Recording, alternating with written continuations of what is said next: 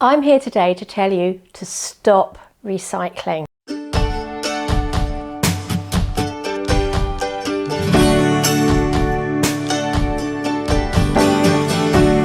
Many people believe that being more environmental is increasing the amount of waste that they recycle, but that's simply not true. It is purely and simply about how much and what we consume. So that's the quantity, or how much, and the quality, so what it is. Whenever we discuss waste, the conversation inevitably turns to how much we are recycling, which is a tiny percentage. In textiles, it's only 2 to 5%, and in plastics, less than 10%. The rest of that waste ends up being buried or burnt. And the reason we have so much waste is we are simply manufacturing too many products. In Europe, the USA, China and Japan, we are consuming more than anyone else on the planet per capita. And this is called hyperconsumption and is of great concern because we are using up non-renewable planetary resources intended for our children and grandchildren to use. Hyperconsumption is a new concept because clothing, which we're going to be talking about today, like a lot of plastic, has become disposable, ending up as waste.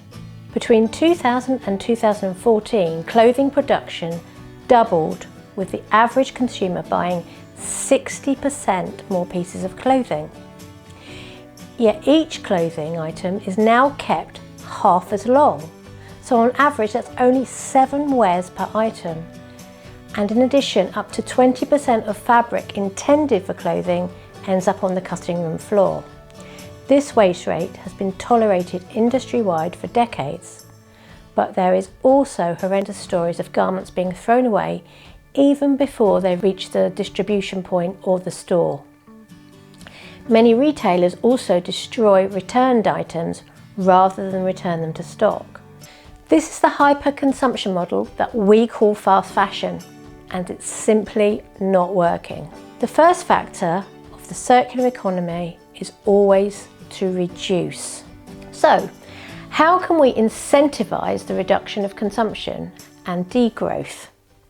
Could we tax resource use for each and every service and product, so that items that use too much water, land, virgin materials and air transport from faraway lands become more expensive? And how do we do that so that it's equitable for the rich and for the poor?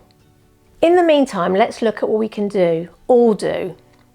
The first one is review, refuse, reduce, reuse, rewear and recycle. So with review, is it really necessary? Do I really need to purchase that item?